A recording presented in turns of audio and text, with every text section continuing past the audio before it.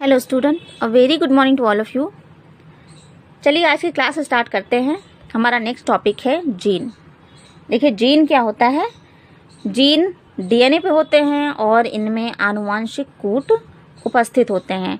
और जीन को क्या कहा जा सकता है? जीन को आनुवांशिक इकाई भी कहा जा सकता है। कह सकते हैं कि डीएनए का ऐसा खंड है ना, जिसमें किसी लक्षण का आनुवांशिक कूट निहित हो, जिसमें किसी लक्षण का आनुवंशिक कूट निहित हो या फिर कूट हो, उपस्थित हो, है ना, तो उसे हम क्या कहेंगे? उसे जीन कहेंगे।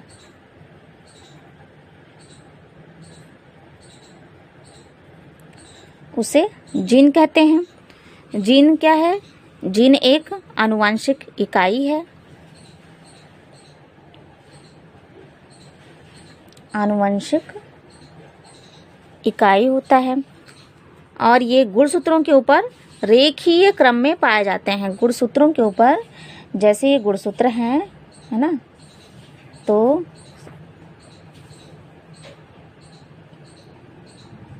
इनके ऊपर ये इस तरह से रेखीय क्रम में पाए जाते हैं। जीन्स के कारण ही पृथक्करण, उत्परिवर्तन और ट्रांसमिशन आदि की प्रक्रिया हो सकती है ना। तो इसलिए जीन्स को पृथक्करण, उत्परिवर्तन और संचरण यानी कि ट्रांसमिशन की इकाई भी कहा जाता है।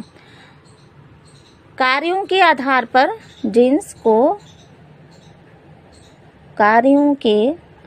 अगर हम देखें,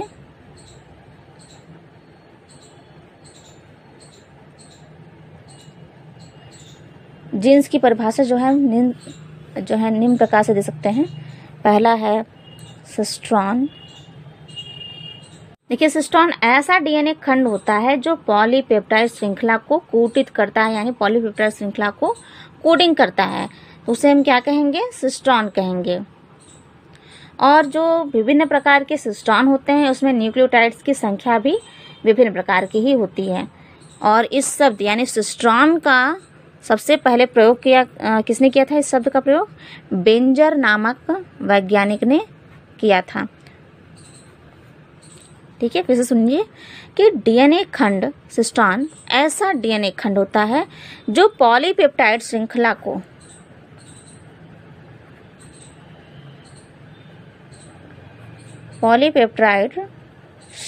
की कोडिंग करता है या फिर कूटित करता है।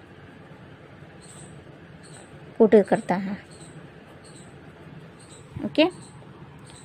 और फिर अभी मैंने क्या बताया है कि जब विभिन्न प्रकार के जो सिस्ट्रॉन होते हैं उनमें न्यूक्लियोटाइड्स की संख्या भी भिन्न होती है। दूसरा देखिए, दूसरा है रेकॉन।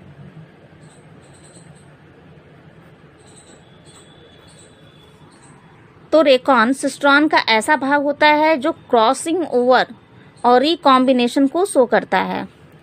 सिस्ट्रॉन का ही भाग होता है, तो सिस्ट्रॉन का ऐसा भाग होता है जो कि क्रॉसिंग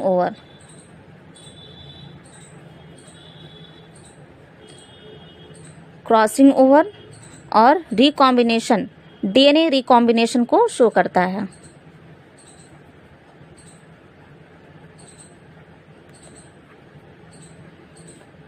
दर्शाता है। अब नेक्स्ट है थर्ड, म्यूटॉन। देखिए म्यूटॉन क्या होता है कि डीएनए के छोटे छोटे खंड जो उत्परिवर्तित हो सकते हैं वो म्यूटॉन कहलाते हैं। डीएनए के ऐसे छोटे छोटे खंड जो उत्परिवर्तित हो सकते हैं,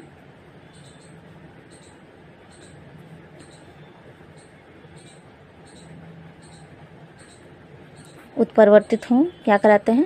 म्यूटॉन कहलाते हैं। और म्यूटॉन ये जो शब्द है ये शब्द भी किसने दिया था? बेंजर नामक साइंटिस्ट ने ही दिया था। जिस प्रकार से सिस्ट्रॉन शब्द बेंजर ने दिया था, उसी प्रकार से म्यूटान शब्द भी बेंजर ने ही दिया था। और सिस्ट्रॉन के अंदर कई प्रकार के म्यूटॉन पाए जा सकते हैं। नेक्स्ट हेडिंग है जीन संकल्पना।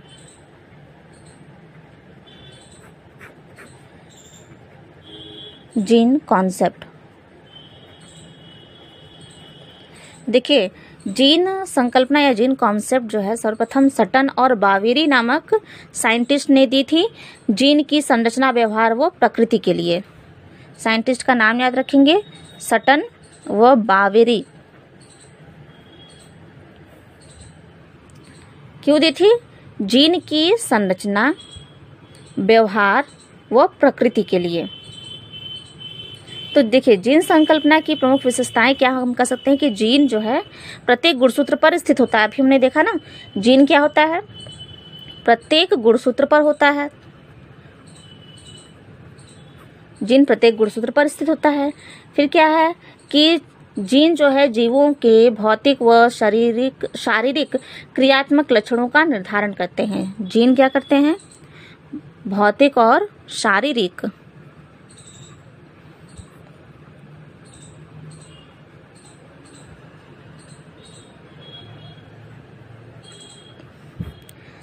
लक्षणों का निर्धारण करते हैं और पीढ़ी दर पीढ़ी वंशागत होते हैं। पीढ़ी दर पीढ़ी वंशागत होते हैं। और जो है ये जीन जो है गुणसूत्रों पर एक मोतियों की माला की तरह लगे होते हैं। फिर कह रहा है कि प्रत्येक जीन जो है एक विशिष्ट गुणसूत्र पर एक विशिष्ट स्थान पर पाए जाते हैं। जीन गुणसूत्र पर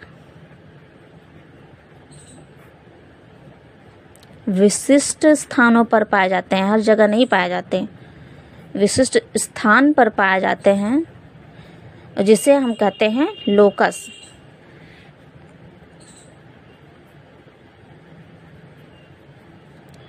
जिसे लोकस कहते हैं। लोकस इंग्लिश में बोल देंगे इसको, और हिंदी में बोलते हैं बिंदुपथ।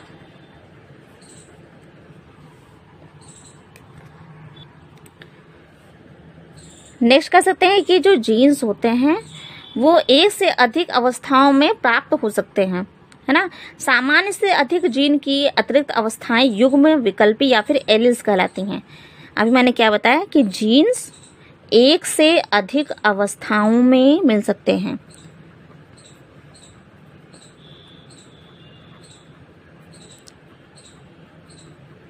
एक से अधिक अवस्थाओं में मिल सकते हैं और सामान्य से अधिक जीन की अतिरिक्त अवस्थाएं जो हैं, सामान्य से जब इनकी संख्या अधिक हो जाए, है ना, तो इनकी अतिरिक्त अवस्थाओं को क्या बोलते हैं? एलील्स कहते हैं। अतिरिक्त अवस्थाएं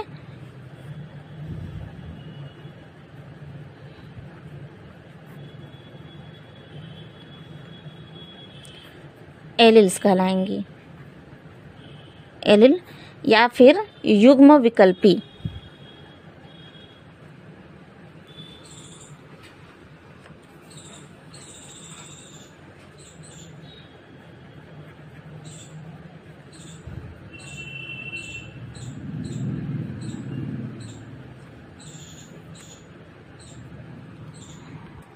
तो अधिकांशतः जीन में दो प्रकार के ही एलील्स होते हैं, जिसमें से एक सामान्य होता है और दूसरा उत्परिवर्ती होता है, यानी कि म्यूटेंट होता है। तो ये तो हो गई जीन्स की विशेषताएं, है ना। जीन्स जो कॉन्सेप्ट है उसकी जो विशेषता है यहाँ हमने देख लिया। अब हमारा नेक्स्ट हेडिंग है जीन अभिव्यक्ति का नियमन। तो किसी विशिष्ट प्रोटीन या एंजाइम के निर्माण करने वाले जीन को प्रेरित करने या अवांछनीय उत्पाद का निर्माण करने वाली जीन को निष्क्रिय करने की प्रक्रिया को ही जीन अभिव्यक्ति का नियमन करते हैं।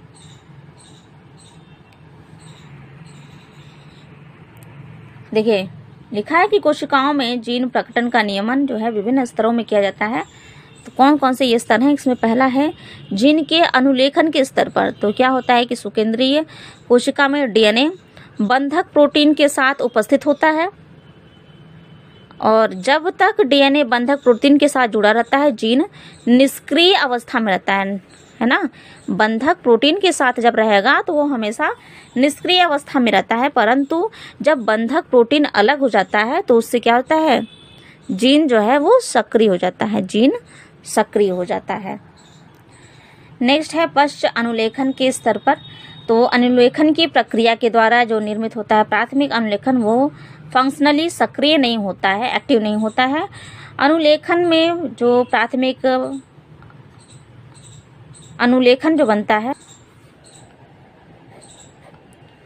प्राथमिक एमआरएनए अनुलेखन का प्रसंस्करण न करके इसे सक्रिय अणु में बदलने के स्थान पर विघटन कर सकता है।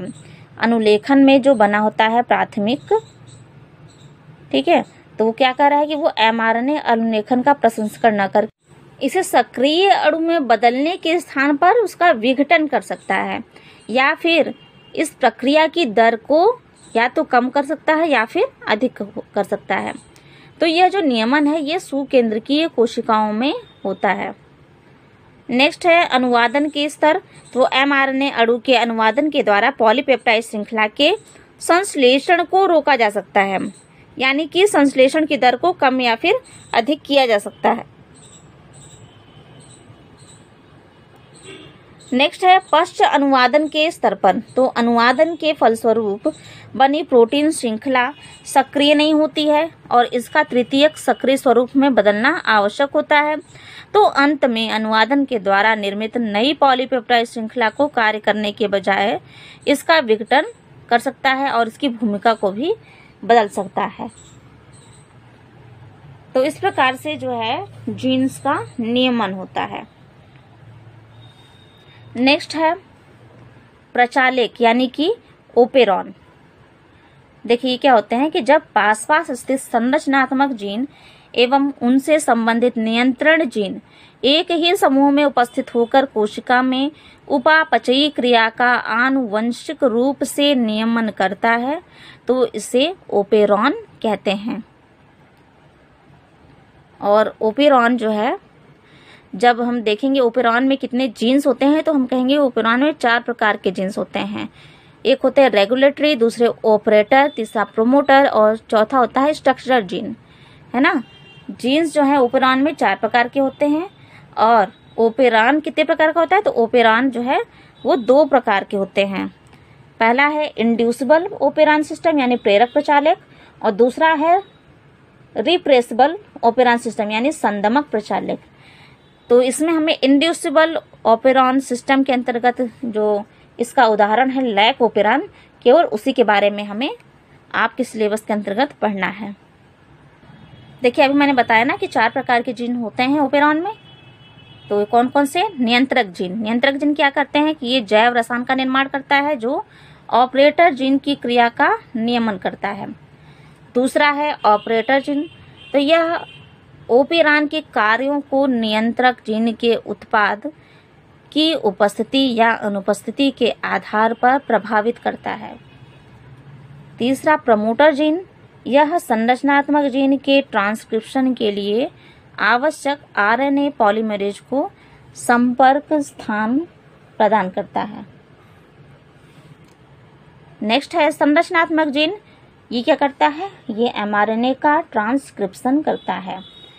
एमआरएनए को क्या बोलते हैं? दूत आरएनए या फिर मैसेंजर आरएनए भी बोलते हैं। चलिए हम टाइप पे आते हैं ओपेरॉन के। तो पहला है इंड्यूसिबल ओपेरॉन सिस्टम। तो देखिए इसकी खोज जो की थी जैकब और मोनार्ड ने की थी। जैकब जो है उसका नाम है, पूरा नाम है फ्रैंक्वास जैकब, और मोनार्ड का पूरा नाम है जैकवे मोनार्ड। तो इसकी खोज जो है जैकब और मोनार्ड ने की थी, इतना ही याद रखिए। तो इनके अनुसार जो है ई कोलाई यानी कि इशरेशिया कोलाई जीवाणु में दिया गया लैक ओपेरॉन प्रेरक ओपेरॉन तंत्र का एक उदाहरण होता है। लैक ओपेरॉन यानी कि लैक से मतलब है लैक्टोज, और यह एक ऐसा ओपेरॉन होता है जिसमें कि स्ट्रक्चरल जीन्स यानी कि संरचनात्मक जीन्स का स्विच तब तक ऑफ होता है, यानी संरचनात्मक जीन की प्रक्रिया जो है तब तक रुकी हुई रहती है जब तक कि कोई इंड्यूसर है ना, इंड्यूसर यानी कि उत्प्रेरक लैक्टोज यानी कि कोई शर्करा है ना, कोई शर्करा जो है माध्यम में उपस्थित ना हो। और जैसे ही उत्प्रेरक यानी कि इंड्यूसर जो है माध्यम में उपस्थित हो जाता है तो संरचनात्मक जीन का जो है स्विच ऑन हो जाता है, यानी इसकी प्रक्रिया जो है स्टार्ट हो जाती है। नेक्स्ट है नियंत्रण जीन यानी कि रेगुलेटर जीन्स। देखिए इसे इनहिबिटर जीन्स यानी कि इसे आई जीन्स भी कहते हैं। यह mRNA का ट्रांसक्रिप्शन करता है। mRNA क्या है, एक जैव रसायन का संश्लेषण करता है जिसे रिप्रेशर कहते हैं। रिप्रेशर जो है टेट्रामेरिक प्रोटीन होता है। टेट्रामेरिक प्रोटीन यानी कि चतुष्कीय प्रोटीन होता है ना। और इस टेट्रामेरिक प्रोटीन के पास जो है दो जो है पॉइंट होते हैं, दो संलग्नक पॉइंट हो जाते हैं, इनके बिंदु होते हैं। एक ऑपरेटर जीन के जुड़ने के लिए, दूसरा इंड्यूसर, एक जो होता है ऑपरेटर जीन से जुड़ने के लिए और दूसरा होता है इंड्यूसर जीन से जुड़ने के लिए। यदि यह प्रोटीन यानी कि रिप्रेशर प्रोटीन यानी टेट्रामेरिक प्रोटीन जो है वो इंड्यूसर से पहले जुड़ जाए तो क्या होगा, अगर ये प्रोटीन इंड्यूसर से पहले जुड़ जाएगा तो ऑपरेटर जीन से नहीं जुड़ेगा, है ना। देखिए फिर सुन लीजिए कि जो एक ये mRNA जो होता है वो एक जैव रसायन का संश्लेषण करता है, जिसे हम कहते हैं रिप्रेशर। और रिप्रेशर में दो संलग्न पॉइंट पाए जाते हैं, दो बिंदु पाए जाते हैं, है ना। और रिप्रेशर क्या होता है, चतुष्कीय प्रोटीन का बना होता है, टेट्रामेरिक प्रोटीन होता है। इसमें दो संलग्न पॉइंट पाए जाते हैं, एक होता है ऑपरेटर जीन से, एक जो पॉइंट होता है, एक बिंदु जो होता है वो किससे कनेक्ट होता है, ऑपरेटर जीन से, और दूसरा इंड्यूसर से जुड़ा होता है, कनेक्ट होता है। तो कह रहा है कि यदि प्रोटीन, टेट्रामेरिक प्रोटीन की बात हो रही है कि यदि प्रोटीन इंड्यूसर से पहले जुड़ जाए, इंड्यूसर से ही जुड़ जाएगा तो कभी वो ऑपरेटर जीन से कनेक्ट नहीं होगा। नेक्स्ट है देखिए प्रमोटर जीन। तो ये क्या होता है कि ये जीन जो है CAMP यानी कैम्प भी बोल सकते हैं इसको, इसका फुल फॉर्म है साइक्लिक एडेनोसिन मोनोफॉस्फेट। तो ये जीन जो है कैम्प की उपस्थिति में क्रियाशील होता है और यह RNA पॉलीमरेज के लिए स्थान प्रदान करता है। प्रमोटर जीन क्या करता है, RNA पॉलीमरेज के लिए स्थान प्रदान करता है, यानी कि RNA polymerase enzyme promoter gene से जुड़ा रहता है। नेक्स्ट है ऑपरेटर जीन। तो ये जो है ऑपरेटर जीन, ये संरचनात्मक जीन के क्रियात्मकता का नियंत्रण करता है। यदि ऑपरेटर जीन से रिप्रेशर जुड़ा हो, ऑपरेटर जीन से क्या जुड़ गया, रिप्रेशर जुड़ा हो, तो स्ट्रक्चर जीन का स्विच ऑफ होता है। अभी हमने पढ़ा है ना रिप्रेशर के बारे में कि जब रिप्रेशर जो है इंड्यूसर से जुड़ रहा था तो क्या हो रहा था कि वो ऑपरेटर से कभी कनेक्ट नहीं होता।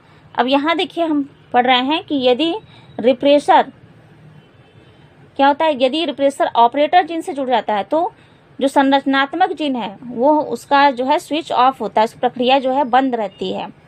किंतु रिप्रेशर यदि इंड्यूसर से जुड़ जाता है तो refresher inducer complex RI complex बना लेता है। तब RNA पॉलीमरेज को प्रमोटर जीन से संरचनात्मक जीन तक पहुंचाना आसान हो जाता है और स्ट्रक्चर जीन का यानी कि संरचनात्मक जीन का स्विच ऑन हो जाता है। नेक्स्ट है संरचनात्मक जीन।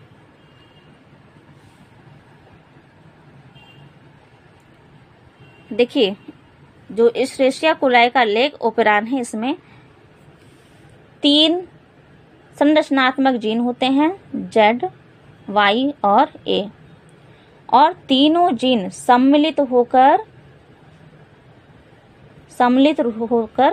केवल एक mRNA का ट्रांसक्रिप्शन करते हैं।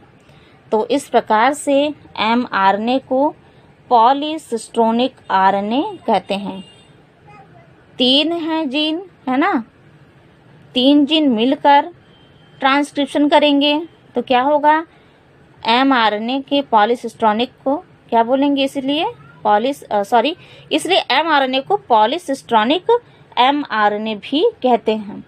और यह mRNA 3 एंजाइम का संश्लेषण करते हैं। mRNA क्या करे, 3 एंजाइम का संश्लेषण करेगा। देखिए कौन सा है, जीन जेड जो है, जीन जेड वो क्या कर रहा है, बीटा गैलेक्टोसाइडेज एंजाइम का संश्लेषण करेगा। फिर है जीन वाई, ये गैलेक्टोसाइड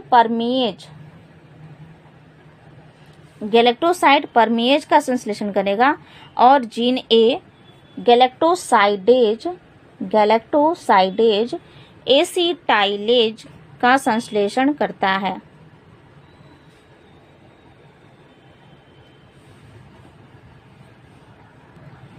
तो इसमें से जो बीटा गैलेक्टोसाइडेज है, या फिर हम कह सकते हैं बी गैलेक्टोसाइडेज, लैक्टोज का जल विघटन करके गैलेक्टोज व ग्लूकोज का निर्माण करता है। और परमेज जो है यानी गैलेक्टोसाइड परमेज, ये क्या करता है, जीवाणु कोशिका के लिए बीटा गैलेक्टोसाइडेज की पारगम्यता यानी परमिएबिलिटी को बढ़ा देता है। फिर है एसिटाइलेज, जो जीन ए से बन रहा था एसिटाइलेज, ये करता है, ये एसिटिल समूह को बीटा गैलेक्टोसाइडेज में या फिर बी गैलेक्टोसाइडेज में स्थानांतरित कर देता है।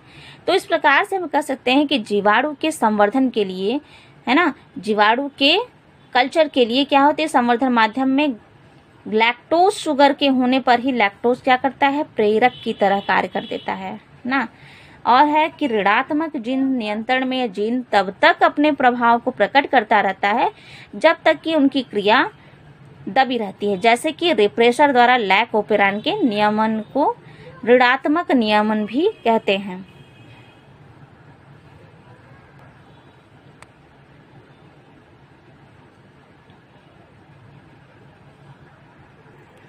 देखिए ये फिगर जो है, लैक ओपेरान ऑन है, देखिए लैक्टोज प्रेजेंट है ना, रिप्रेसर कैसा है, लैक्टोज प्रेजेंट है, रिप्रेसर इनएक्टिव है, इसलिए ओपेरान ऑन है। यहाँ देखिए आप लोग, प्रोटीन रिप्रेसर है ना, और ए लैक्टोज जो है इंड्यूसर है। यहाँ पे जाके जब जहाँ पे कनेक्ट हो गया तो क्या हो गया, ये इनएक्टिव रिप्रेसर जो है RI कॉम्प्लेक्स यहाँ पे बन रहा है। ठीक है,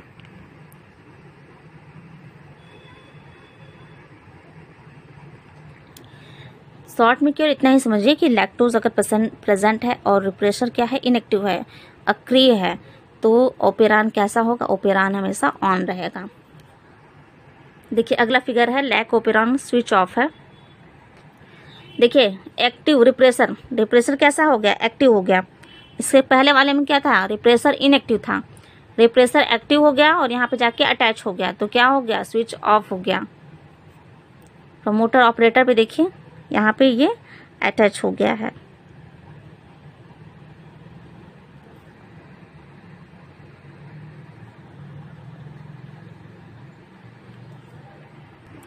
यहाँ देखिए, RNA polymerase can not attach to promoter. RNA polymerase जो है वो प्रमोटर से अटैच नहीं हो पाया है, जबकि इसकी जगह क्या हो गया है, रिप्रेसर अटैच हो गया है और एक्टिव हो गया, क्रियाशील हो गया है। तो क्या हो रहा है, लैक ओपेरान की प्रक्रिया जो है बंद हो जा रही है। आइए देखते हैं इसके पहले वाली फिगर में। यहाँ देखिए RNA पॉलीमरेज यहाँ पे अटैच है ना, और जो रिप्रेसर है वो इनएक्टिव फॉर्म में है। RNA पॉलीमरेज अटैच है, तो क्या है, ये लैक ओपेरान जो है ऑन है। तो ओपेरान में जो है हमें इंड्यूसिबल ओपेरान सिस्टम के बारे में पढ़ना था। दूसरा जो है रिप्रेसिबल ओपेरान सिस्टम, वो जो है आपके सिलेबस के अनुसार आपको नहीं पढ़ना है। ओके, तो मैं शॉर्टली बता दे रही हूँ कि ये जो है ये भी जो है इसेरेसिया जीवाणु का जो है ट्रिप्टोफान ओपेरान, इसका उदाहरण होता है रिप्रेसिबल ओपेरान सिस्टम का। नेक्स्ट हेडिंग है मानव जीनोम परियोजना।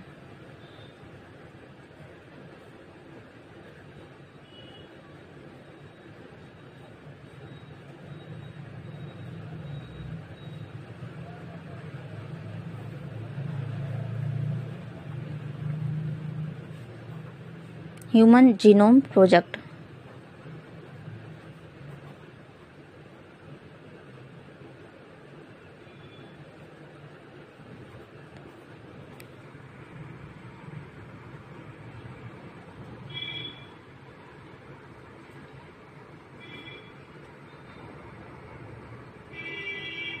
अब देखिए जीनोम क्या होता है, पहले हम ये जान लेते हैं।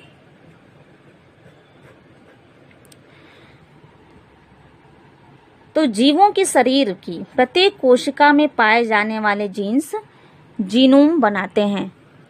जीवों के शरीर की प्रत्येक कोशिका, प्रत्येक सेल में, ठीक है, प्रत्येक कोशिका में पाए जाने वाले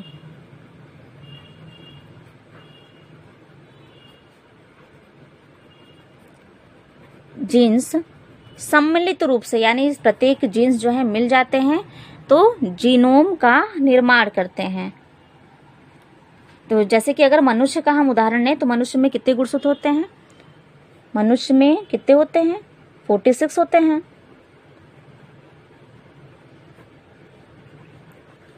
क्रोमोसोम होते हैं, या फिर जिसको बोलते हैं गुणसूत्र।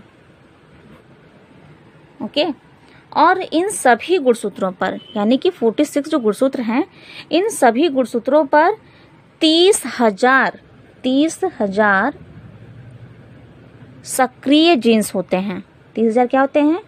सक्रिय जीन्स। और अक्रिय जीन्स, सक्रिय और अक्रिय जीन्स कितने होते हैं? 30,000।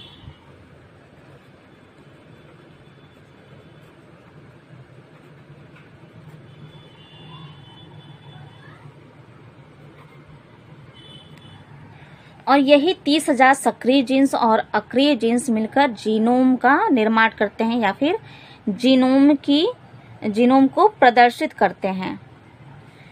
और इसमें जो है जीनोम में न्यूक्लियोटाइड की कुल संख्या होती है 3 बिलियन। 3 बिलियन होते हैं न्यूक्लियोटाइड्स।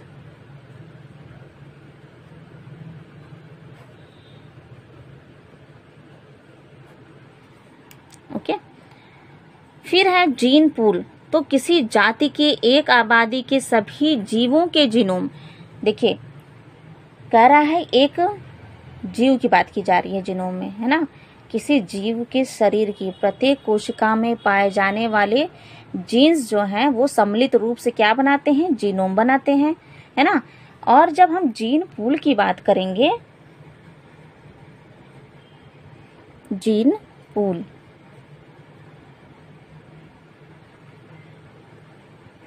जीन पूल क्या कह सकता है इसको? किसी जाति की एक आबादी, यानी कि अगर मानव जाति की बात की जा रही है तो मानव जाति के किसी एक आबादी के समस्त जीव जो हैं वो क्या करते हैं? जीन पूल का निर्माण करते हैं।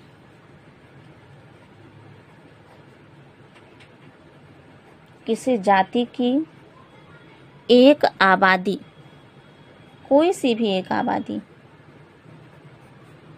आबादी में जितने भी जीव हैं उन सभी के जीवों, आबादी में जीवों के जीनोम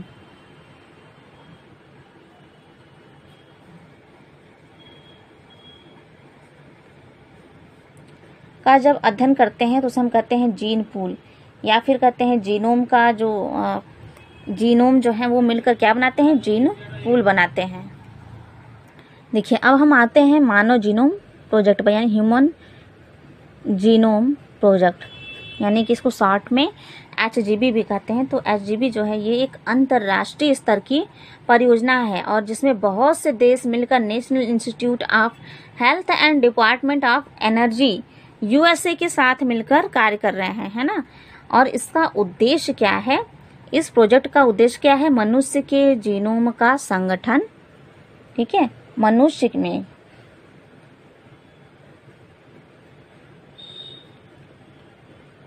जीनोम का संगठन, इसके अलावा संरचना,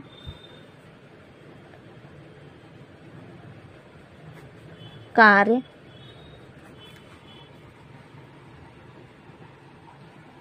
आदि का विवरण प्राप्त करना।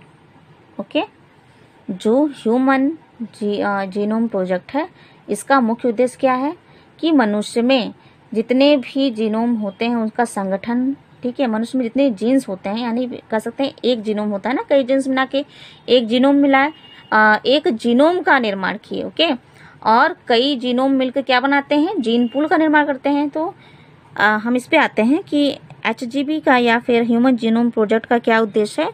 मनुष्य के जीनोम का संगठन, संरचना और कार्य का पता लगाना, विस्तृत विवरण प्राप्त करना। तो इस परियोजना के कार्य के अंतर्गत मनुष्य के गुणसूत्र पर पाए जाने वाले सभी जीन्स का कार्य पता करके एक संपूर्ण जीव के विषय में जानकारी प्राप्त करना है। मुख्य कार्य क्या है कि मनुष्य के जीन जो कितने पाए जाते हैं, जीन्स 46 पाए जाते हैं, है ना, 46 गुणसूत्र पाए जाते हैं। तो यानी कि 46 गुणसूत्रों में से प्रत्येक गुणसूत्र का कार्य पता करना, कि प्रत्येक जो गुणसूत्र है 46 नंबर है, या किसी जीन में, किसी अन्य एनिमल्स में जितने भी गुणसूत्र हैं उन सभी का कार्य पता करना। तो क्योंकि ये मानव जीनोम प्रोजेक्ट है, तो मानव की जीन्स का पता करना है ना। मानव में जितने जीन्स हैं 46 हैं, तो 46 प्रत्येक जीन्स जो है 46 उन सभी का कार्य पता करना, और जिससे क्या हो सके, एक संपूर्ण जीव के विषय में जानकारी प्राप्त हो सकेगी। अब देखते हैं नेक्स्ट इसका कि उद्देश्य क्या है।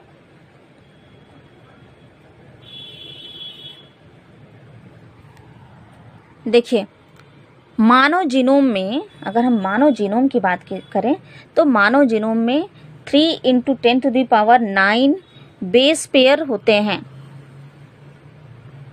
बेस पेयर यानी कि क्षार युग्म पाए जाते हैं।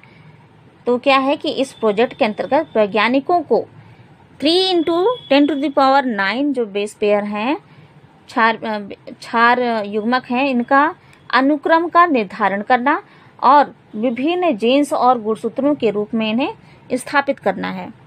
देखिए फिर क्या है, फिर से सुनिए कि वैज्ञानिकों का ऐसा उद्देश्य है, इसका उद्देश्य क्या है कि जीनोम में जो 3 × 10⁹ बेस पेयर पाए जाते हैं, इनका अनुक्रम का निर्धारण करना, अनुक्रम निर्धारण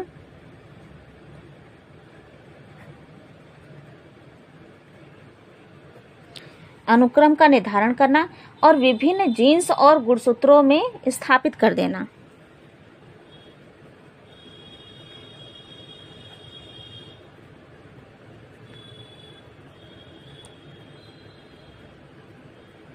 गुणसूत्रों में स्थापित करना। ओके, नेक्स्ट कह सकते हैं कि विभिन्न जीन्स व शारीरिक लक्षणों परस्पर संबंध का अध्ययन करना। विभिन्न प्रकार के जो जीन्स हैं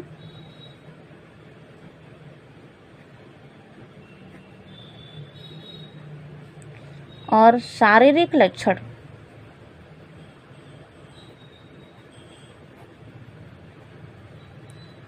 में संबंध याद करना।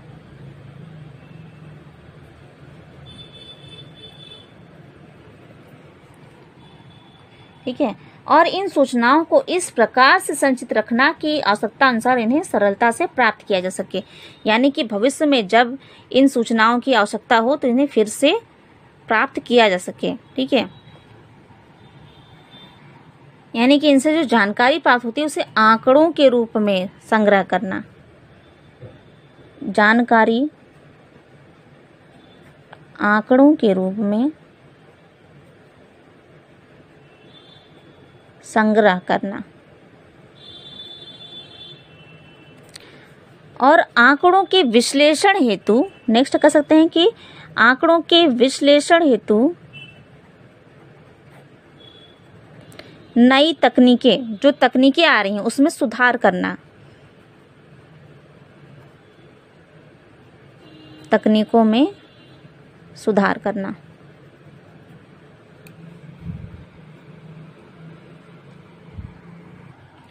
देखिए, जब मानव जीनोम परियोजना जो है वो शुरुआती दौर में थी तो इसे अमेरिकी ऊर्जा विभाग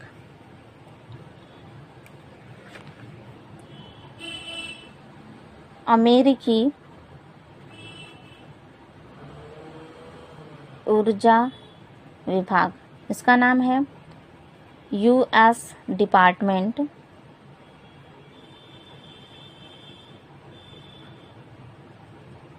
ऑफ एनर्जी।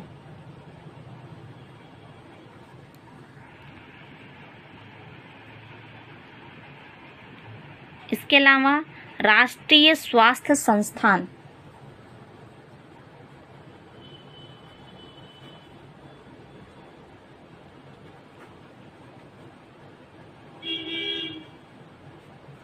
जो बोलते हैं national institute of health.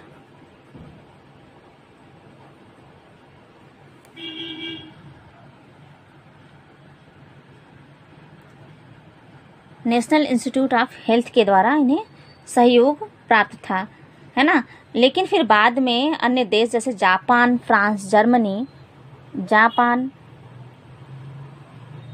France, Germany, चीन और इसके अलावा भी कुछ अन्य देशों के द्वारा इसे ह्यूमन जीनोम प्रोजेक्ट को सहयोग प्राप्त होने लगा। और यह योजना जो है 2003 में पूर्ण हो गई।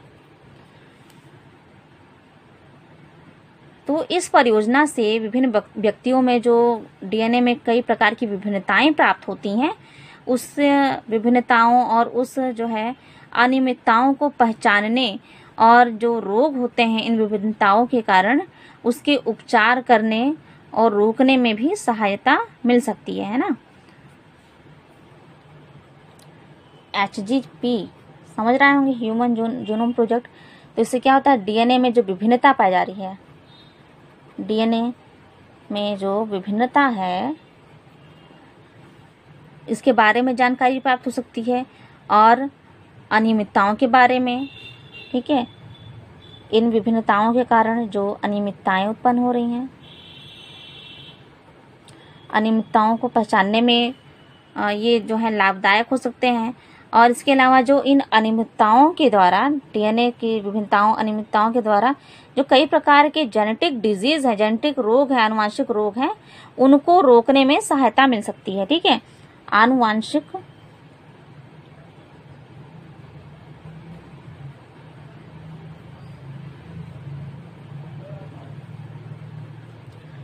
आनुवांशिक रोग को देखिए, इनके द्वारा आनुवांशिक रोग की पहचान भी हो सकती है और पहचान हो गई तो इसे रोका जा सकता है। इसके अलावा मानव जीव विज्ञान के प्रमुख सुराग जो हैं उनको समझने में, और कुछ अमानवीय जीव हैं तो उनके डीएनए सीक्वेंस को प्राप्त करने में और डीएनए सीक्वेंस के आधार पर उनकी पहचान करने में भी ये सहायक हो सकता है। देखिए, अभी मैंने कहा कि अमानवीय जीवों के डीएनए अनुक्रमों की जानकारी प्राप्त की जा सकती है ना, कि डीएनए का सीक्वेंस जो है इनमें किस प्रकार से है। अमानवीय जीव यानी कि जैसे कि हो गया जीवाणु, यीस्ट आदि, ठीक है, कोई बैक्टीरिया हो गया, यीस्ट हो गया, ये सब क्या है, अमानवीय जीवों के प्रतिरूप ही हैं। तो जो है ह्यूमन जीनोम प्रोजेक्ट से देखिए कई अनियमितताएं ज्ञात हो सकती हैं। इसके अलावा अमानवीय जीव जो हैं उनके भी डीएनए के सीक्वेंस ज्ञात किए जा सकते हैं, है ना। और इस आधार पर डीएनए सीक्वेंस से जो जानकारी प्राप्त हो रही है, इस जानकारी के आधार पर उनकी प्राकृतिक क्षमताओं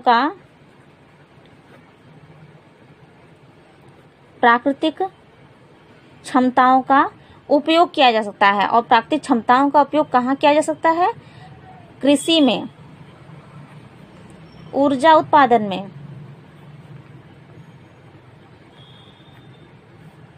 और पर्यावरण सुधार की दिशा में।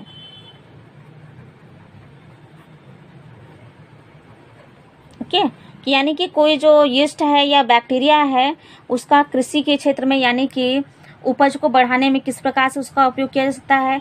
नेक्स्ट है ऊर्जा उत्पादन में, यानी कि ऊर्जा उत्पादन में किस प्रकार से ये जो बैक्टीरिया यीस्ट हैं ये जो है लाभदायक हैं। और नेक्स्ट है पर्यावरण सुधार, यानी कि कोई खास तरह का बैक्टीरिया जो है किस प्रकार से पर्यावरण के लिए लाभदायक है। जैसे कि गंगा जल में कौन एक बैक्टीरिया पाया जाता है, बैक्टीरियोफेज पाया जाता है, जो क्या करता है, गंगा जल को शुद्ध रखता है, स्वच्छ रखता है ना। तो वो क्या है, बैक्टीरिया ही है, एक बैक्टीरिया का प्रकार है। इसी प्रकार से कुछ अन्य प्रकार के बैक्टीरिया होते हैं, तो वो भी क्या करते हैं।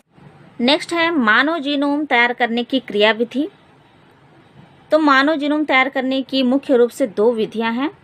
पहला है एक्सप्रेस्ड सीक्वेंस टैग्स और दूसरी विधि है सीक्वेंस एनोटेशन। तो इसे देख लेते हैं। एक्सप्रेस सीक्वेंस टैग्स क्या होता है कि वे सभी जीन जो आरएनए के रूप में व्यक्त हो जाते हैं, तो उनके बारे में जानकारी प्राप्त करना ही क्या कहलाता है, व्यक्त अनुक्रम या फिर एक्सप्रेस सीक्वेंस कहलाता है। तो इसके अंतर्गत हम देखते हैं कि इस विधि के द्वारा जो डीएनए बनता है उसे हम कहते हैं कॉम्प्लीमेंट्री डीएनए, यानी कि cDNA।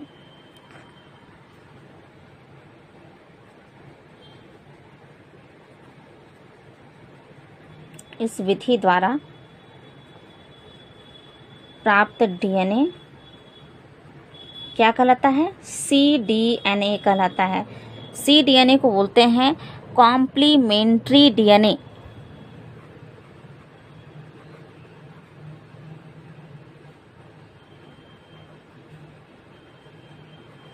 कॉम्प्लीमेंट्री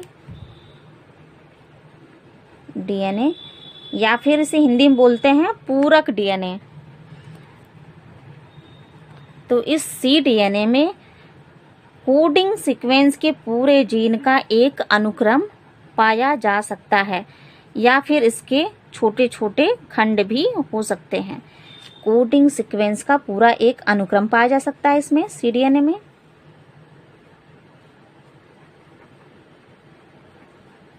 जो कोडिंग सीक्वेंस है उसकी बात की जा रही है ना। तो कोडिंग सीक्वेंस में यानी कोडिंग अनुक्रम का जो है एक पूरा जीन जो है वो पाया जा सकता है।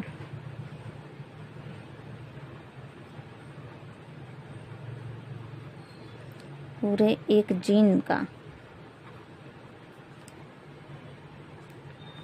अनुक्रम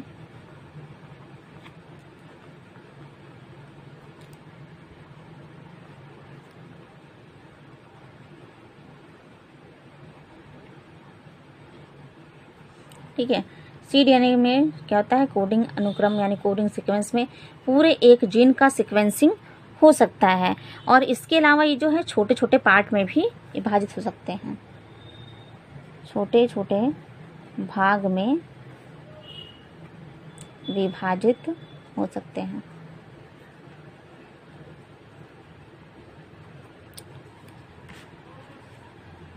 ठीक है। तो इसकी सहायता से जो ये बन रहा है cDNA, इनकी सहायता से जीनोम में जितने भी न्यूक्लियोटाइड्स हैं उनकी स्थिति को पहचाना जा सकता है।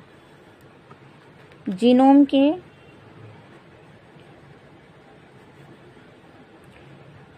न्यूक्लियोटाइड्स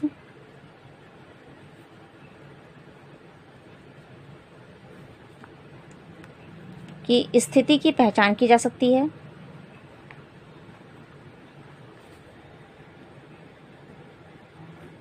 ठीक है। और इसके अलावा इनका जो है जीन का गुणसूत्र पर स्थान भी प्राप्त किया जा सकता है। जीन का क्रोमोसोम पर या फिर गुणसूत्रों पर स्थान भी निर्धारित किया जा सकता है, यानी कि ज्ञात किया जा सकता है।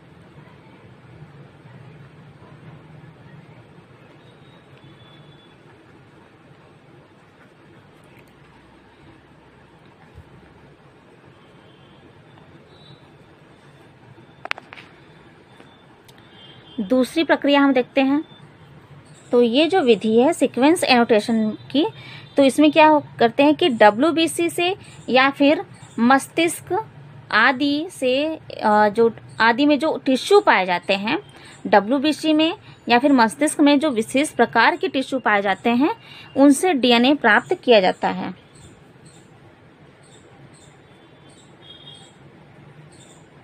मस्तिष्क या फिर WBC के विशेष WBC में जो विशेष प्रकार के टिश्यू पाए जाते हैं।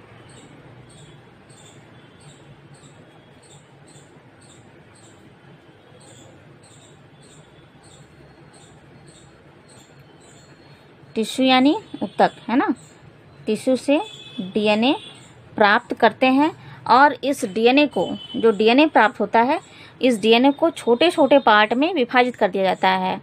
ठीक है, DNA को छोटे छोटे भाग में विभाजित कर दिया जाता है।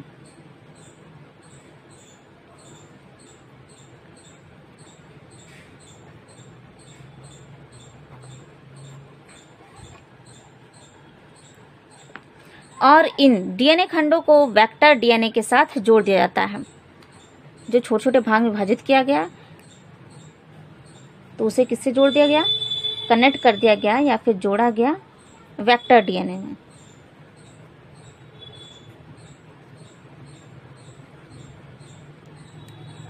ठीक, तो ये जो है मुख्यतः बैक्टीरिया, कृत्रिम गुणसूत्र, बैक्टीरियल आर्टिफिशियल क्रोमोसोम एवं यीस्ट कृत्रिम गुणसूत्र वेक्टर के रूप में प्रयोग किए जाते हैं।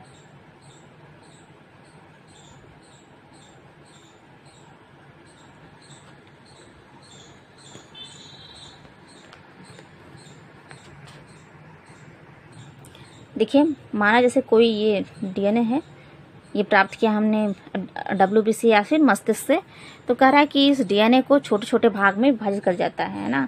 इस DNA को छोटे छोटे भाग में इस प्रकार से विभाजित कर दिया गया और इस DNA का जो छोटे छोटे खंड हैं, इसका उपयोग कर दिया गया किसके साथ? वेक्टर DNA के साथ।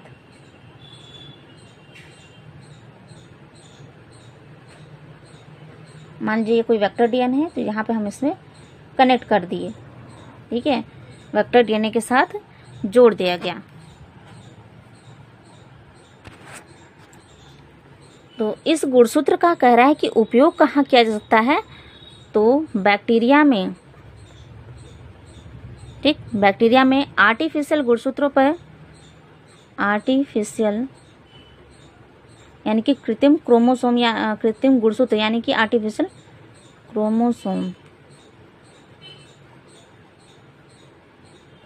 ठीक है, आर्टिफिशियल क्रोमोसोम में, इसके अलावा बैक्टीरियल आर्टिफिशियल क्रोमोसोम, जिसको बोलते हैं शॉर्ट में BAC, बैक्टीरियल आर्टिफिशियल क्रोमोसोम, और इसके अलावा यीस्ट आर्टिफिशियल गुणसूत्रों पर, यीस्ट जिसको शॉर्ट में बोलते हैं YAC, यीस्ट आर्टिफिशियल क्रोमोसोम। ठीक है, इसमें इनका उपयोग किया जाता है।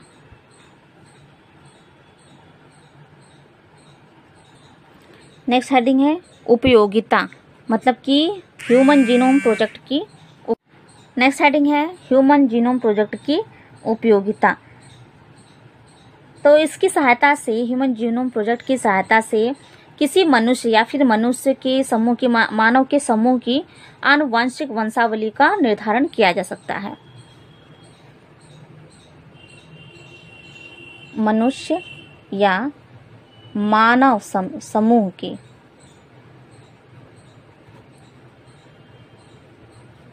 आनुवंशिक वंशावली का निर्धारण, ठीक है, निर्धारण किया जा सकता है। दूसरा क्या है कि मनुष्य में जितने भी रोग उत्पन्न करने वाले जीन्स हैं, उनके न्यूक्लियोटाइड्स के सीक्वेंस का पता लगाया जा सकता है।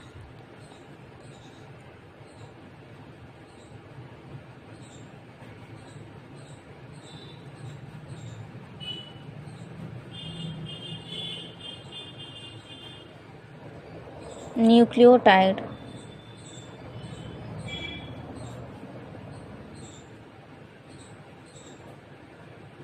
के अनुक्रम का पता लगाया जा सकता है।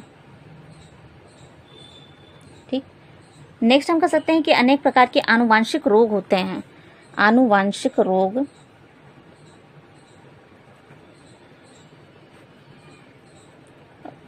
हैं जैसे alkaptonuria, alkaptonuria, sickle cell anaemia,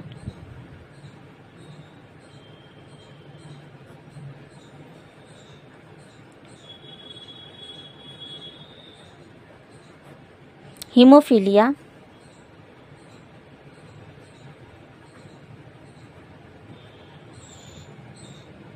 इसके अलावा है फिनाइल कैप्टोन्यूरिया, फिनाइल कैप्टोन्यूरिया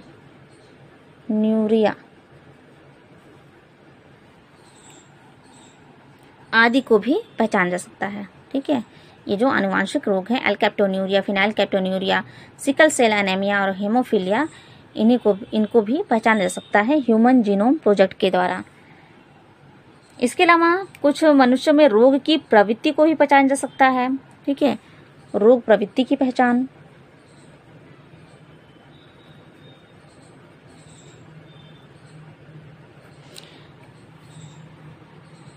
और ये जो आनुवांशिक रोग हैं इनका उपचार किया जा सकता है किसके द्वारा?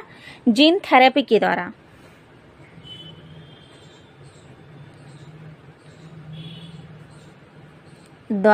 उपचार किया जा सकता है।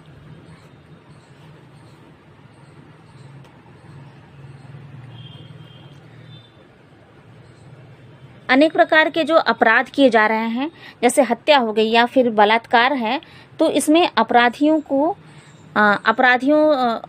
की भी पहचान की जा सकती है। जैसे घटना स्थल पर जो भी पाया जाता है, ब्लड वगैरह पाया जाता है, तो उससे जो है इसकी भी पहचान की जा सकती है ब्लड की मदद से, है ना। डीएनए फिंगरप्रिंटिंग की जा सकती है और डीएनए फिंगरप्रिंटिंग के द्वारा अपराधी की पहचान की जा सकती है।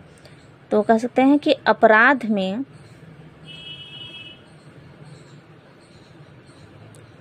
या फिर कह सकते हैं अपराधियों की डीएनए फिंगरप्रिंटिंग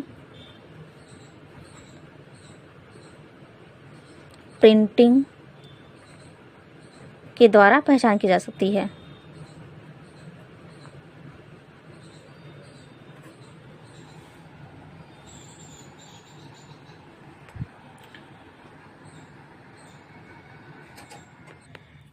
इसके अलावा जो ऑर्गन डोनेट होता है, यानी कि अंग प्रत्यारोपण,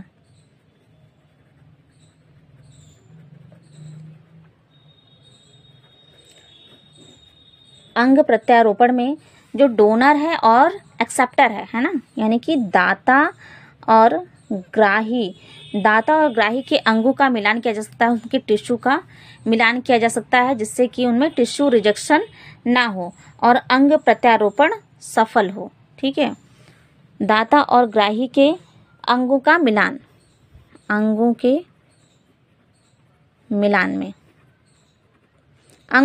से मतलब यही है कि इनके टिश्यू का मिलान करना, टिश्यू में किस प्रकार का जीन है, किस प्रकार की जीन सीक्वेंसिंग पाई जा रही है, जिससे कि जो अंग प्रत्यारोपण की जो प्रक्रिया है वो सफल हो सके। नेक्स्ट हेडिंग है डीएनए फिंगरप्रिंटिंग। तो डीएनए फिंगरप्रिंटिंग की जो है सबसे पहले इस तकनीक का जो है विकास जो है एलेक जेफरी नामक साइंटिस्ट के द्वारा किया गया था। देखिए, अभी हमने डीएनए फिंगरप्रिंटिंग के बारे में भी पढ़ा है हमने ह्यूमन जीनोम प्रोजेक्ट की उपयोगिता के बारे में, है ना, कि जब कोई अपराधी अपराध करता है तो कुछ प्रकार के वो अपने सुराग छोड़ जाता है, जैसे कि ब्लड हो गया, नाखून हो गए, बाल हो गए, तो उनके द्वारा जो है डीएनए को निकाल के उसका सीक्वेंस जो है प्राप्त कर लिया जाता है। देखिए, ये भी पता है आप लोगों को कि डीएनए में कुछ जो है सीक्वेंस जो है वो अलग पाए जाते हैं ना। पूरी दुनिया में जो उनकी सीक्वेंसिंग होती है वो रेयरली होती है कि किसी इंसान से मिले, है ना, और अधिकतर वो मिलते किससे हैं?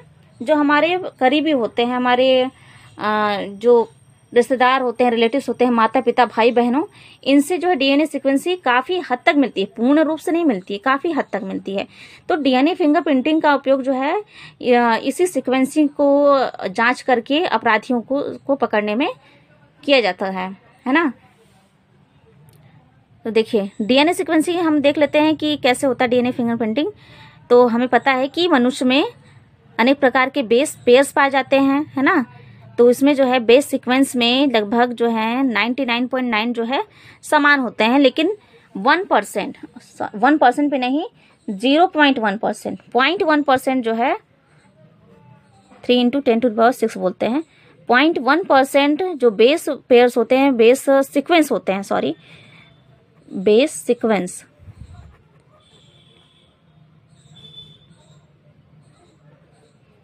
ये क्या होते हैं? अलग अलग व्यक्तियों में भिन्न भिन्न प्रकार के होते हैं, विभिन्न होते हैं, अलग होते हैं, ऐसे कह सकते हैं, अलग अलग होते हैं। तो डीएनए के सीक्वेंस पर मिलने वाले ये अंतर ही व्यक्ति विशेष, ठीक है, व्यक्ति विशेष में एक विशेष प्रकार का लक्षण उत्पन्न करते हैं। देखिए, सभी व्यक्तियों में 99.9% जो है सीक्वेंस जो है, बेस सीक्वेंस, वो समान होता है, लेकिन 0.1% जो है सीक्वेंस वो असमान होता है। और इसी विभिन्नता और समानता का ही अध्ययन करते हैं हम किसमें? डीएनए फिंगर प्रिंटिंग में।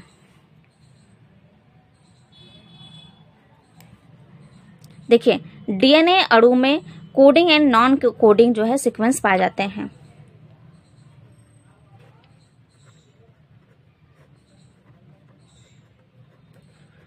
नॉन कोडिंग सीक्वेंस या फिर हिंदी में से बोलते हैं अनुक्रम। कोडिंग और नॉन कोडिंग पाए जाते हैं। कोडिंग जो सीक्वेंस है इसको बोलते हैं एक्सॉन।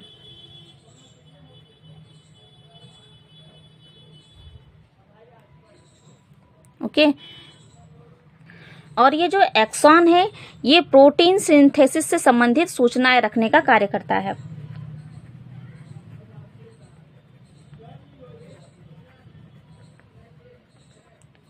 से संबंधित सूचनाएं रखता है। अब आते हैं नॉन कोडिंग पे। तो नॉन कोडिंग को बोलते हैं इंट्रॉन।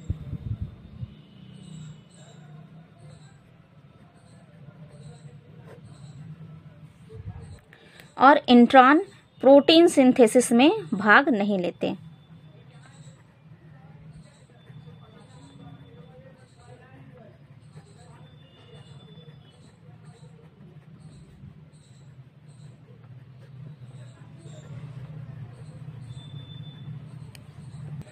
तो इन्हीं नॉन कोडिंग अनुक्रम में जो विभिन्नताएं पाई जाती हैं, नॉन कोडिंग अनुक्रम में विभिन्नताएं पाई जाती हैं, तो इन्हीं विभिन्नताओं के कारण व्यक्तियों में भी विभिन्नताएं पाई जाती हैं। कहते हैं कि इन नॉन कोडिंग अनुक्रम में विभिन्नताओं के कारण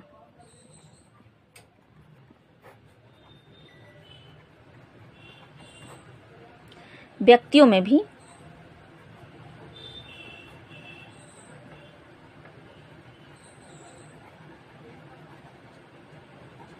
विभिन्नताएं पाई जाती हैं। देखिए, कुछ डीएनए के नॉन कोडिंग खंड पाए जाते हैं। ये तो इन खंडों में क्या होता है कि बेस जो सीक्वेंस होता है वो अत्यधिक बार रिपीट कर जाते हैं। खंडों में क्षार अनुक्रम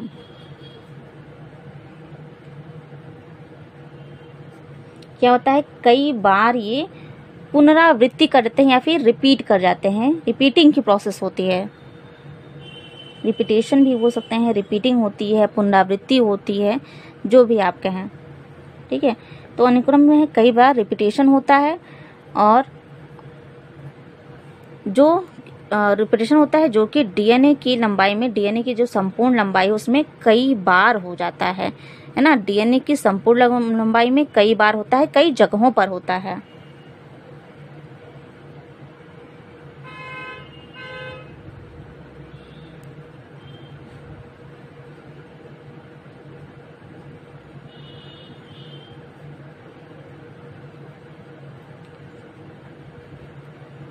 कई जगहों पर होता है। तो ये जो रिपीटेशन होता है, पुनरावृत्ति होती है, ये प्रत्येक व्यक्ति में क्या होती है, विशिष्ट होती है, स्पेसिफिक होती है। ये रिपीटेशन क्या होता है, प्रत्येक व्यक्ति में स्पेसिफिक होती है, विशिष्ट होती है, और ये जो है सब में समान नहीं होती है। देखिए, जो रिपीटेशन की जो संख्या होती है डीएनए में, देखिए अभी हमने कहा ना कि कुल लंबाई, डीएनए की जो कुल लंबाई है, मान लीजिए कोई डीएनए इतना लंबा है, ठीक है, तो कह रहा है कुल लंबाई में कई जगहों पर ये रिपीटेशन की प्रक्रिया होती है। जैसे कि मान लीजिए कि यहाँ पे रिपीटेशन हो गया, फिर यहाँ हुआ, फिर यहाँ हो गया, ठीक, फिर यहाँ हुआ, यहाँ ऐसे ऐसे इस प्रकार से हुआ। तो कोई कह रहा है कि कुल लंबाई जो है, कुल लंबाई में रिपीटेशन की प्रक्रिया कई जगहों पर होती है और ये जो होता है किसी विशिष्ट जगहों पर होती है, ठीक है। मतलब प्रत्येक जंतु में जो इनकी संख्या है रिपीटेशन की वो समान नहीं होती है, ठीक है। रिपीटेशन की क्या होती है, संख्या समान नहीं होती है। जैसे कि अगर मैंने यहाँ फिगर बनाया है 1 2 3 4 5 6 7 8 9, है ना, 9 टाइम मैंने रिपीटेशन जो है इसका बनाया है। तो कोई दूसरा अगर मनुष्य है जिससे कोई भी दूर का रिश्ता हो या फिर कोई रिश्ते ही न हो, तो उसमें क्या होता है, जिनकी जो रिपीटेशन है ये, उसमें कभी भी समानता नहीं पाई जाएगी। यानी जो ये सीक्वेंसिंग है ये क्या है, प्रत्येक जीन का अलग अलग होता है। तो यही जो रिपीटेशन होता है ना, तो रिपीटेशन को ही काउंट कर लेते हैं, उससे हम ज्ञात कर सकते हैं कि जो कोई अपराधी है या फिर कोई जो अपराध है किस अपराधी के द्वारा किया गया है ना। क्योंकि जो है जिस पे शक होता है, शक के आधार पर हम सबका क्या कर लेते हैं, जीन्स को प्राप्त कर लेते हैं, है ना। और जो अपराध स्थल से, घटना स्थल से जो हमें सेल प्राप्त हो रहा है और जीन प्राप्त हो रहे हैं सेल में, उस जीन से उसका मिलान किया जाता है और जिसका जो है ये सीक्वेंसिंग मिल गई, ठीक है, तो उसी को क्या घोषित कर दिया जाता है, अपराधी घोषित कर दिया जाता है। और इन जो सीक्वेंसिंग है, ये जो सीक्वेंसिंग है इसका पीढ़ी दर पीढ़ी जो है वंशागत होता रहता है। ये सीक्वेंसिंग जो है पीढ़ी दर पीढ़ी वंशागत होता रहता है। तभी तो कहा जा रहा है कि जब जैसे कि पैतृक संपत्ति वाला जो होता है कि कोई भी संतान अपने माता पिता की है भी या नहीं, या फिर कोई संतान जो है, कोई बच्चा है अगर वो ये दावा कर रहा है कि ये अमुक व्यक्ति जो है इसका पिता है, या कोई व्यक्ति ऐसा दावा करता है कि ये जो कोई बालक है वो उसका बच्चा है, तो ये जो डीएनए सीक्वेंसिंग जो पाई जा रही है, इस सीक्वेंसिंग को ही ज्ञात करके ये ज्ञात किया जा सकता है कि ये जो है संतान है कि नहीं। क्यों? क्योंकि जो सीक्वेंसिंग है उनकी पीढ़ी दर पीढ़ी वंशानुगत होती है। तो वंशानुगत होती है यानी कि इनकी जो संख्या में समानता पाई जा सकती है ना, संख्या में समानता पाई जाती है। तो संख्या में समानता के आधार पर ही ज्ञात किया जा सकता है कि कोई भी व्यक्ति जो है वो किसी अन्य व्यक्ति से संबंधित है कि नहीं है। देखिए अभी मैंने कहा कि सीक्वेंसिंग जो है प्रत्येक व्यक्ति में, ये जो रिपीटेशन है, रिपीटेशन की संख्या प्रत्येक व्यक्ति में अलग होती है, लेकिन पीढ़ी दर पीढ़ी ये रिपीटेशन जो है वंशानुगत होती जाती है, वंशानुगत होती जाती है। लेकिन संख्या में उनके जो है सेम संख्या नहीं पाई जाएगी, लेकिन वो जो है उनके समान ही प्रदर्शित होंगी। तो इसके आधार पर हम जो है इसकी वंशानुगति का जो है ज्ञात किया जा सकते हैं, वंशानुगति का अध्ययन कर सकते हैं। ओके। और ये जो सीक्वेंसिंग होती है, ये सॉरी मैं बार बार सीक्वेंसिंग बोल रही हूँ, ऐसा होता है कि ये रिपीटेशन जो होता है, जो ये रिपीटेशन होता है ये जो है सगे भाई बहनों में भी समान नहीं होता है। हाँ, लेकिन अगर कोई जो है दो जुड़वा बच्चे हैं, और जुड़वा बच्चे भी कैसे हैं, होमोजाइगस हैं,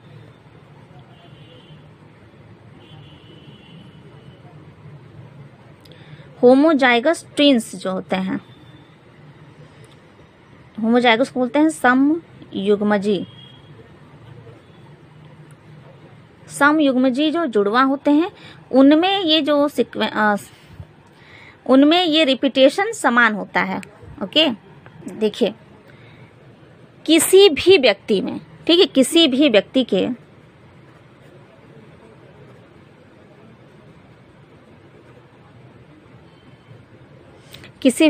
जैसे कि खून हो गया, बाल, ठीक है, खून, बाल, त्वचा, हड्डी,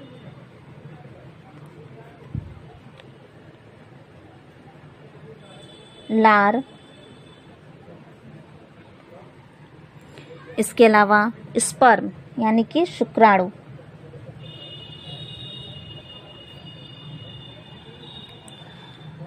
से जो प्राप्त डीएनए होता है उसमें एक समान रूपी बहुरूपता पाई जाती है। ठीक है। किसी भी व्यक्ति का खून, बाल, त्वचा, हड्डी, लार और शुक्राणु में जो डीएनए होता है उनमें समानता पाई जाती है ना। तो अगर अपराध स्थल से या घटना स्थल से अगर किसी व्यक्ति का खून पाया गया, बाल पाया गया, त्वचा, हड्डी हो गया, है ना, तो या फिर लार ही क्यों ना हो और जो है स्पर्म हो गया, तो ये सब जो पाया गया तो इसमें से डीएनए को प्राप्त करके डीएनए फिंगरप्रिंटिंग के द्वारा अपराधी की पहचान की जा सकती है, ठीक है, या फिर उस व्यक्ति की पहचान की जा सकती है जिसके साथ अपराध हुआ हो। देखिए डीएनए फिंगरप्रिंटिंग का फिगर आपके सामने है, ठीक। यहाँ देखिए व्यक्तिगत ए से प्राप्त डीएनए, जो कोई ए है, ठीक है, उससे प्राप्त डीएनए को यहाँ पे डीएनए की जो है पुनरावृत्ति है या फिर रिपीटेशन जो है इस प्रकार से शो हो रही है, और बी की जो रिपीटेशन है वो इस प्रकार से शो हो रही है। यानी कि दो जो ह्यूमन हैं, दो व्यक्तियों का ये डीएनए रिपीटेशन है, ठीक है। और जिसने जो है क्लेम किया है तो उससे जो प्राप्त डीएनए है उसे हम यहाँ पे इस तरह से देख पा रहे हैं, है ना। तो जब हम मिलान करते हैं इनकी सीक्वेंसिंग का, रिपीटेशन का जब हम मिलान करते हैं तो क्या देखते हैं कि ए से ये जो है रिपीटेशन जो है, मान लीजिए कोई डीएनए है यहाँ से यहाँ तक ऐसे होगा तो रिपीटेशन हम देख रहे हैं तो यहाँ कोई रिपीटेशन नहीं है, यहाँ भी नहीं है, यहाँ भी नहीं है, तो ए से जो है इनका जो है मैच नहीं हो रहा है। लेकिन जब बी की बात हो रही है तो बी में रिपीटेशन जो है मैच हो जा रहा है, बिल्कुल सेम स्थानों पर है, ठीक। तो बी में इनका जो है इनकी फिंगरप्रिंटिंग जो है रिपीटेशन जो है जीन्स के वो मैच कर जा रहे हैं।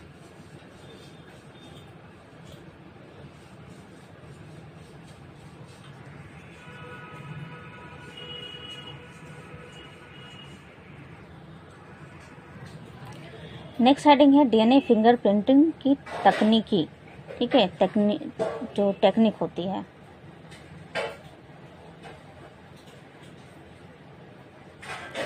तो देखिए हमने स्टार्टिंग में ही पढ़ा है कि जो डीएनए फिंगरप्रिंटिंग की तकनीकी है वो उसका विकास किसने किया था, एलेक्स जेफरी ने, है ना।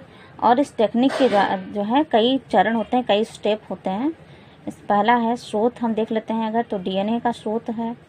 डीएनए कहाँ कहाँ से प्राप्त किए जा सकते हैं, तो हमने देखा है अभी कि लार से, खून से, सीमेन से, ठीक है, डीएनए प्राप्त किया जा सकता है। और डीएनए जब प्राप्त कर लेता है तो इसे तीव्र जो है रेफ्रिजरेटेड अल्ट्रा सेंट्रीफ्यूगेशन विधि के द्वारा इसका प्रिजर्वेशन किया जाता है। रेफ्रिजरेटेड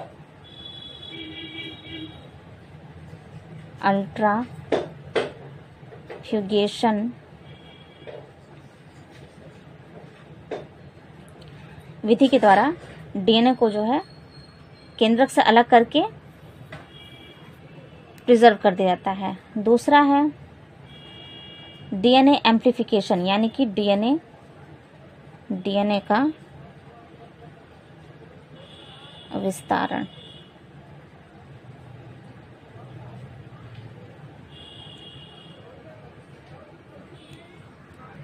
देखिए इसका उपयोग तब किया जाता है जब जो डीएनए प्राप्त होता है, जो प्राप्त डीएनए होता है उसकी संख्या कम होती है। तो संख्या कम होती है तो इसे पीसीआर टेक्निक के द्वारा इस डीएनए की असंख्य कॉपियां तैयार कर ली जाती हैं, ठीक है। जैसे कि फोटो कॉपी कराया जाता है ना, तो एक जो है कॉपी अगर आपको जो चाहिए, आपके नोट्स अगर आपको पास नहीं है तो आप क्या कराते हैं, फोटो कॉपी कराते हैं। तो फोटो कॉपी के द्वारा जो है असंख्य आप उसकी कॉपियाँ तैयार कर सकते हैं ना किसी टॉपिक की। तो पीसीआर टेक्निक के द्वारा जो है डीएनए की असंख्य कॉपी तैयार कर सकते हैं, ठीक है। जैसे अगर कभी कभी होता है कि डीएनए जो है अध्ययन करने के लिए, स्टडी करने के लिए बहुत ही कम होता है, तो हम पीसीआर यानी कि पॉलीमेरेज चेन रिएक्शन यानी कि पीसीआर के द्वारा डीएनए की असंख्य कॉपियां तैयार कर सकते हैं। तीसरा चरण होता है डीएनए विखंडन का, ठीक है, डीएनए फ्रेगमेंटेशन का। तो इसमें क्या होता है कि जो डीएनए प्राप्त हो रहा है उसको जो है एंजाइम की सहायता, एंजाइम कौन सा है, डेक्सट्रिक्शन एंडोन्यूक्लियस,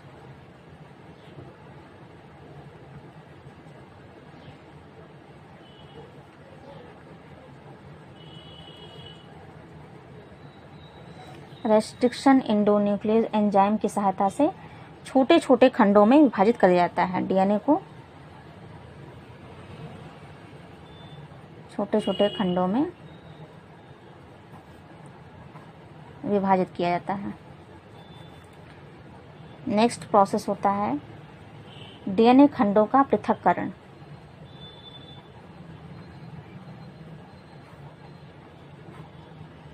इसमें जो होता है, जो छोटे छोटे सेगमेंट जो प्राप्त हो रहे हैं, छोटे टुकड़े जो प्राप्त हो रहे हैं, उसे कहते हैं VNTRs।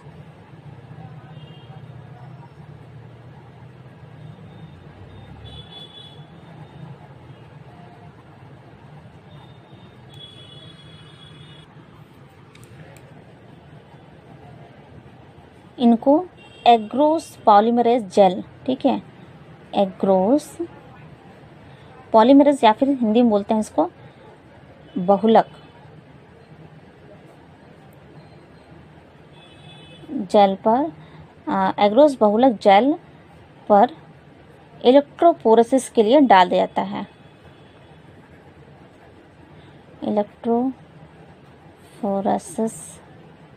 इलेक्ट्रोफोरेसिस मतलब होता है कणिका पारण।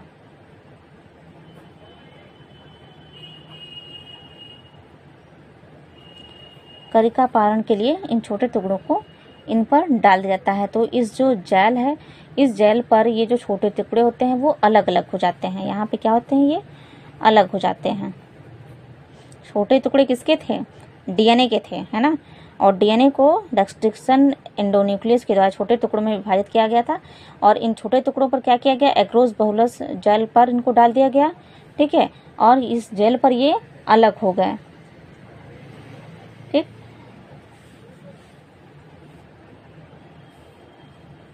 देखिए इन अलग जो छोटे टुकड़े हैं VNTRs हैं, इनको जो है डाई के द्वारा कलर कर दिया जाता है, अभिरंजित कर दिया जाता है।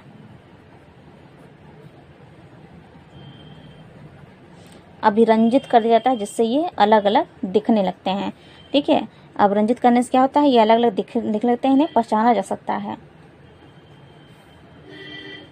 ठीक है। और इस पे जो है UV रेज डाल जाती है, इन छोटे टुकड़ों पर UV रेज डाल जाती है। तो UV रेज में ये जो डाई किए हुए, अलग किए हुए जो छोटे टुकड़े होते हैं वो क्योंकि अभिरंजित होते हैं, कलर्ड हो जाते हैं, तो ये चमकने लगते हैं, ठीक है। इससे क्या होता है, इनके जो जो सेगमेंट होते हैं वो स्पष्ट रूप से दिखने लगते हैं। इन जो अलग जो छोटे टुकड़े हैं इसे बोलते हैं टुकड़े, इसे बोलते हैं RELP यानी कि रेस्ट्रिक्शन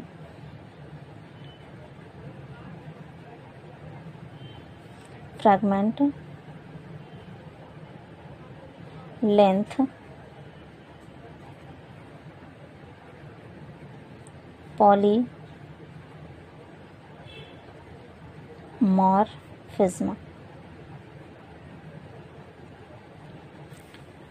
फिर 5वां स्टेप होता है एकल श्रृंखला वाले डीएनए का निर्माण, single strand DNA, formation of single strand DNA.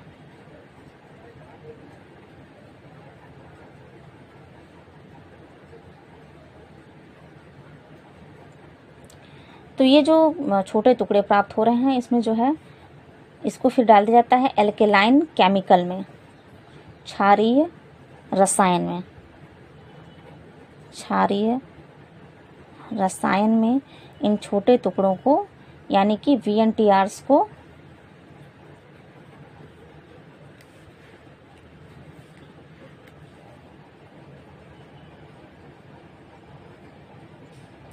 डाला जाता है, ठीक है। जिससे कि क्या होते हैं कि उनकी जो है एकल श्रृंखला वाली डीएनए प्राप्त हो जाती है।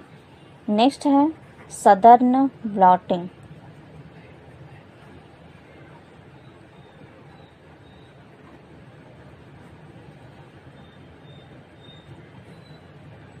सदर्न ब्लॉटिंग में क्या होती है, जो एकल श्रृंखला होती है, सिंगल स्ट्रैंड डीएनए जो प्राप्त होती है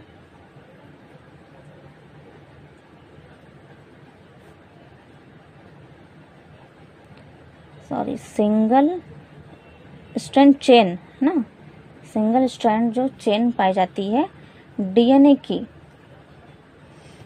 इसे जो है नायलॉन झिल्ली या फिर नाइट्रोसेलुलोज में स्थानांतरित किया जाता है।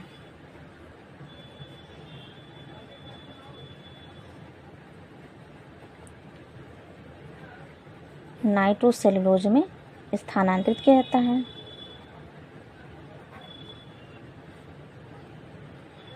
ठीक, सदर्न ब्लॉटिंग में क्या करते हैं, सिंगल स्ट्रैंड जो चैन पाई जाती है डीएनए की, उसको नाइट्रोसेलुलोज में। सातवां है डीएनए प्रोब्स। तो इसमें जो होता है कि ये डीएनए प्रोब्स क्या होते हैं, ये नाइट्रोजनस बेस होते हैं।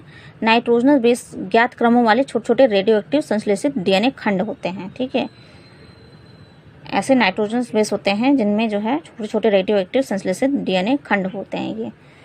नेक्स्ट है संकरण की प्रक्रिया। तो इसमें VNTR युक्त जो नाइट्रोसेलुलर्स होते हैं उनको एक बाथ में डुबोया जाता है, जिसमें कि डीएनए प्रोब्स भी होते हैं। डीएनए प्रोब्स भी होते हैं जो कि परिपूरक न्यूक्लियोटाइड्स क्रम में रखने वाले एकल श्रृंखला वाले VNTR से जुड़ जाते हैं। नेक्स्ट है देखिए एक्स किरण पर फिल्म डालना। तो संकर रेडियो एक्टिव डीएनए जो होता है, डीएनए प्रोब्स, वो VNTRs वाली नाइट्रोसेलुलर झिल्ली पर एक्सरे डालने पर संकरित रेडियो एक्टिव VNTRs गहरी गहरी पट्टियों के रूप में दिखने लगती है। तो इसी को बोलते हैं डीएनए प्रिंटिंग। ठीक है, डीएनए प्रिंटिंग करते हैं। तो इस प्रकार से डीएनए फिंगरप्रिंटिंग की सारी प्रक्रिया जो है कंप्लीट होती है।